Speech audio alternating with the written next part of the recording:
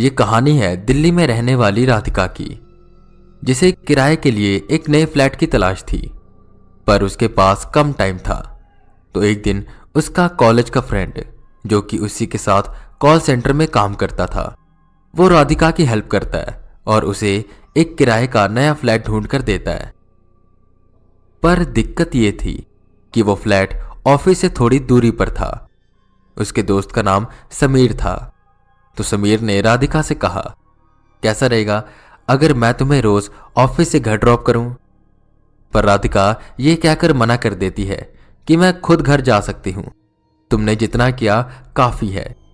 फिर समीर सोचते हुए कहता है, पर वहां मुझे कुछ अजीब बात लगी।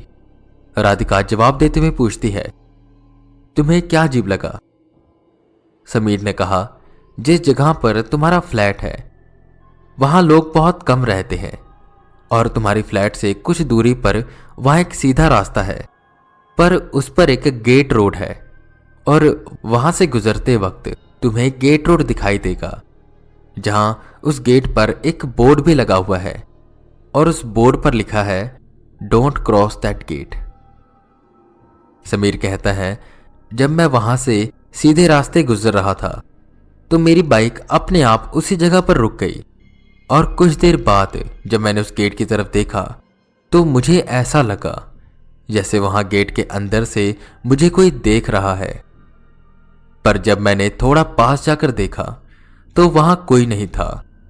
मैंने अपनी बाइक स्टार्ट की और वहां से चला गया। बहुत अजीब लगा था मुझे। समीर चिंतित होकर राधिका से पूछता है, वो जगह शायद सही नहीं है, क्यों ना किसी और जगह पर फ्लैट देख लें? राधिका जवाब में कहती है, नहीं रहने दो और इतनी चिंता मत करो, शायद वो जगह तुम्हारे लिए नई और अनजान थी, इसलिए तुम्हें ऐसा लगा। तुम तो बस यही फ्लैट फाइनल कर दो। बिना कोई वक्त गवाए राधिका अपने नए किराए के फ्लैट में शिफ्ट हो जाती है और उसे ये फ्लैट काफी पसंद आता है। कई दिन ऐसे ही बीत जाते हैं। एक रात राधिका अपने ऑफिस से काफी लेट हो गई थी। वो घर पहुंचने के लिए ऑटो या टैक्सी का वेट कर रही थी। समीर वहां आकर उसे घर ड्रॉप करने के लिए पूछता है। राधिका बेफिक्र होकर कहती है, मैं खुद घर चली जाऊंगी, तुम काफी थक चुके हो, कब मुझे घर छोड़ोगे और कब तुम अपने घर जाओगे? समीर पूछता है, आर यू श्योर? राधिका मुस्कुराकर हां कह देती है। समीर यह कहकर चला जाता है कि मुझे घर पहुंचते ही मैसेज कर देना। राधिका थोड़ी देर और रुककर ऑटो का वेट करती है, पर रात काफी हो गई थी, इस वजह से उसे कोई टैक्सी या ऑटो नहीं मिल रहा था, तो वो पैदल ही घर जाने लगती है। कुछ दूर चलते ही राधिका गेट रोड की तरफ पहुंचती है। जैसे ही वो गेट के रास्ते से गुजरती है, उसे एक अजीब सी आवाज सुनाई देती है। उसे किसी लड़के की दर्द में रोने की आवाजें सुनाई दे रही थी। राधिका के कदम रुक जाते हैं और वो अपने आसपास देखने लगती है कि ये आवाज किधर से आ रही है, पर वो दर्द में रोने की आवाजें रुकने का नाम नहीं ले रही थी। तो राधिका बेहद घबराकर डरी हुई आवाज में पूछती है, कौन है? कौन रो रहा है यहां? पर इतने सुनसान अंधेरी गली में उसे कोई दिखाई नहीं देता। वो रोने की आवाज थोड़ी अजीब लगने लगती है। अचानक से राधिका को उस गेट के अंदर एक लड़का जमीन पर घायल पड़ा हुआ दिखता है, जो कि खून से लथपथ हुआ पड़ा था और वो मदद के लिए चीख रहा था। राधिका उसे बचाने के लिए वो गेट खोलने की कोशिश करती है और गेट पर लगे हुए बोर्ड पर ध्यान नहीं देती। राधिका जोर लगाकर उस गेट को खोल देती है। वो गेट खोलने के बाद जैसे ही उस जख्मी लड़के के पास पहुंचती है तो वो लड़का अचानक से कहीं गायब हो जाता है, ऐसे जैसे वो वहां कभी था ही नहीं। राधिका एकदम से हैरान हो जाती है और कहती है, अरे वो भी यही था, कहां चला गया? उस गली में एंटर करने के बाद राधिका को यह एहसास होता है कि वो शायद गलत रास्ते आ गई है, जो बिल्कुल वीरान खाली रास्ता है और आगे घना अंधेरा, जहां दूर दूर तक कोई इंसान नहीं दिखता। वहां अजीब सी ठंडक का उसे एहसास हो रहा था कि तभी फिर से राधिका को वही रोने की आवाज सुनाई देने लगी। वो बेहद डर जाती है और वापस जाने की कोशिश करती है, पर भागते भागते वो गिर पड़ी और उसमें उठने की हिम्मत नहीं हो रही थी। उसे ऐसा लग रहा था जैसे किसी ने उसके पैरों को कसकर पकड़ लिया है। राधिका डर के मारे अपनी आंखें और अपने दोनों कान बंद कर देती है, पर जब वो अपनी आंखें खोलती है तो राधिका खुद को बेडरूम में पाती है। वो देखती है सुबह की रोशनी उसके कमरे में फैली हुई है और सुबह के 9 बज चुके हैं। राधिका बुरी तरह हैरान होकर सोचती है, मैं यहां कैसे पहुंची?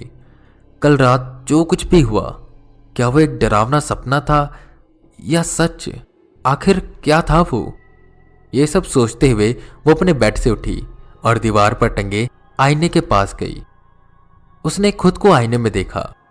वही कल रात के ऑफिस के कपड़े पहने हुए थे, बिखरे हुए बाल और चेहरे पर बेचैनी के भाव अभी तक थे। राधिका गहरी सोच में डूब गई। यानी जो कल रात हुआ वो कोई सपना नहीं था, वो सच था। पर मुझे हुआ क्या था? क्या मैं गिरने के बाद बेहोश हो गई थी? अगर बेहोश हो गई थी तो मुझे यहां कौन लेकर आया? क्या वो समीर था? राधिका ये सोच ही रही थी कि इतने में दरवाजे की घंटी बजी। वो दरवाजा खोलने के लिए आगे बढ़ती है और देखती है यहां तो दरवाजे पर कुंडी लगी हुई है। राधिका हैरान होकर सोचती है, मैं तो कल बेहोश थी, तो ये दरवाजा अंदर से किसने बंद किया? क्या समीर अभी भी यही है? तो वो मुझे इस घर में दिखाई क्यों नहीं दे रहा? घंटी दोबारा से बजी और राधिका का ध्यान टूटा। वो दरवाजा खोलकर देखती है, सामने फ्लैट की ऑनर खड़ी थी। वो अंदर आकर राधिका से पूछती है, बेटा क्या तुम ठीक हो? कल रात तुम्हें क्या हुआ था और वो लड़का कहाँ है? राधिका थोड़ा हैरान होकर पूछती है, कौन लड़का आंटी? आप किस बारे में बात कर रहे हैं? वो ऑनर जवाब में कहती है, मुझे कल रात को नींद नहीं आ रही थी। मैं ऐसे ही हॉल में बैठी थी तो मुझे बाहर से किसी के चलने की आहट सुनाई थी। मैंने दरवाजा थोड़ा सा खोल कर देखा तो तुम शायद बेहोशी की हालत में थी और कोई शख्स तुम्हें उठाकर ऊपर तुम्हारे फ्लैट की तरफ जा रहा था। मुझे उसकी थोड़ी सी झलक दिखाई दी, पर मैं उसका चेहरा ना देख पाई क्योंकि काफी अंधेरा था। पर हाँ, वो बहुत अजीब तरीके से चल रहा था, जैसे कि उसे चोट लगी हो। वो अंदर गया और उसके बाद वो बाहर नहीं आया। क्या वो अभी भी तुम्हारे घर में है? राधिका ये सुनकर चौंक जाती है और कहती है, पर यहां तो मेरे अलावा और कोई नहीं है। ये कहने के बाद राधिका फिर से गहरी सोच में पड़ जाती है। फ्लैट की ओनर ये कहकर चली जाती है, अपना ख्याल रखो बेटा, अब मैं चलती हूं। इतने में उसे समीर का कॉल आता है। समीर चिंता भरी आवाज में पूछता है, कल रात घर पहुंचने के बाद तुमने ना तो मुझे फोन किया और ना मैसेज। मैं कितना चिंतित हो गया था तुम्हारे लिए। राधिका ये सुनकर बेहद हैरान हो जाती है। यानी कि मुझे यहां जो लेकर आया है वो समीर नहीं था। राधिका ये सोचकर बहुत डर जाती है और वो डरी हुई आवाज में कहती है, समीर मुझे तुम्हें कुछ बताना है। पर जैसे ही वो बताने वाली होती है, फोन अपने आप डिस्कनेक्ट हो जाता है। राधिका फोन ऑन करने की कोशिश करती है, पर फोन ऑन नहीं हो पाता। समीर उसे बार बार फोन करने की कोशिश करता है, पर उसे बस एक ही आवाज सुनाई देती है। समीर को राधिका की चिंता होने लगती है और वो फैसला करता है कि आज ऑफिस का काम खत्म कर वो सीधा राधिका के फ्लैट जाएगा। राधिका अपने फ्लैट में अकेली होती है और काफी डरी हुई भी कि अचानक उसे ऐसा लगने लगता है कि कोई इस घर में उसके अलावा है।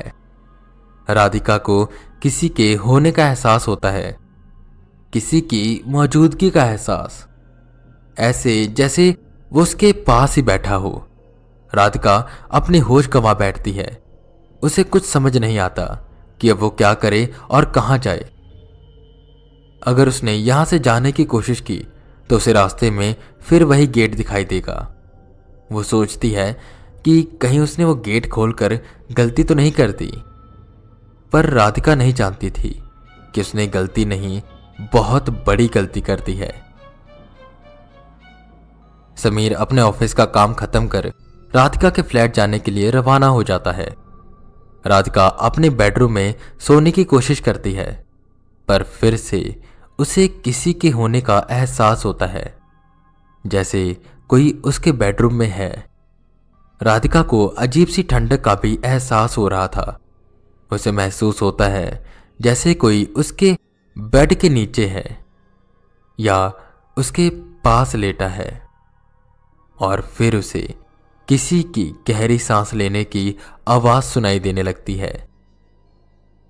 राधिका एकदम से उठकर बैठ गई और अपनी चारों ओर देखने लगी।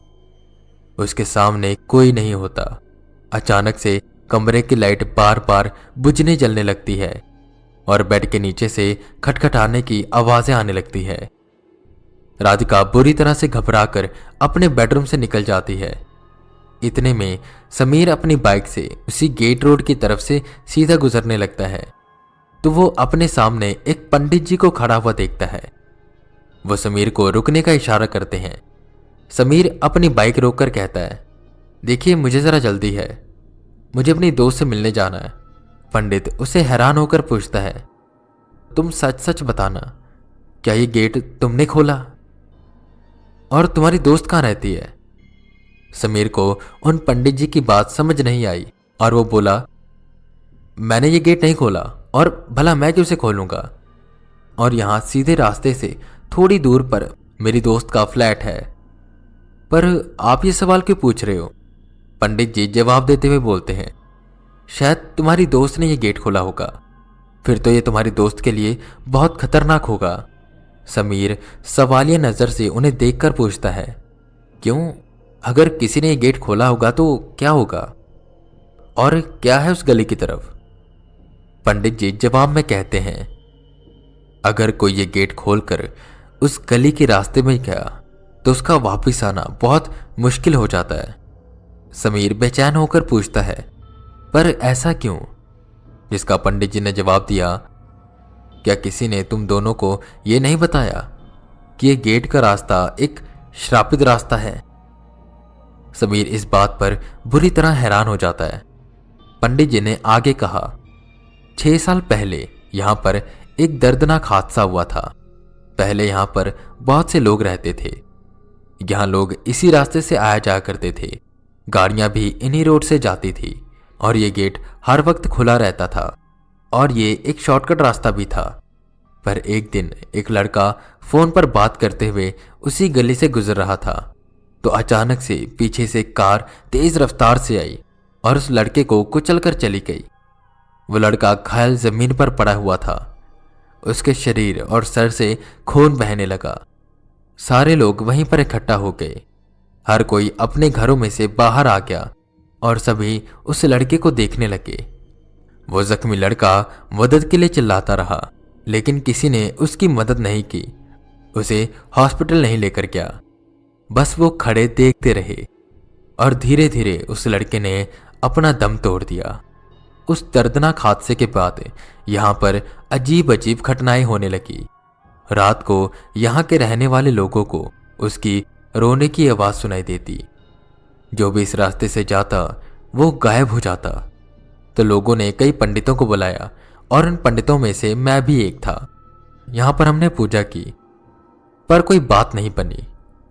फिर मैंने यहां उसकी आत्मा की शांति के लिए पूजा की और ये गेट हमेशा के लिए बंद करवा दिया और लोगों को चेतावनी दी कि अगर कोई इस गेट को खोलकर उस रास्ते जाएगा तो उसकी जान को भी खतरा हो सकता है और यहां आसपास रहने वाले लोगों को परेशानी होगी। तो जितनी जल्दी हो सके ये इलाका छोड़ दो।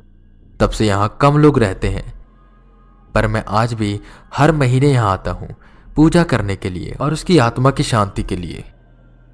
मुझे लगता है ये गेट शायद तुम्हारी दोस्त ने खोला होगा और अगर ऐसा है तो तुम उसे जल्द से जल्द यहां से ले जाओ ये सब सुनकर समीर को राधिका की और चिंता होने लगी। वो बिना देरी करे अपनी बाइक स्टार्ट करके सीधा राधिका के घर की तरफ जाने लगा। इतने में राधिका घबराई हुई अपने लिविंग रूम में किसी कोने में बैठी हुई थी। वो डर के मारे कांप रही थी कि उसे फिर से किसी के होने का एहसास हुआ, और तभी उसके बेडरूम के नीचे से अजीब सी आवाज आई। राधिका उठकर हिम्मत जुटाकर उस बेडरूम की ओर देखती है। वो देखती है कि कोई चीज बेड के नीचे से निकलकर आ रही है।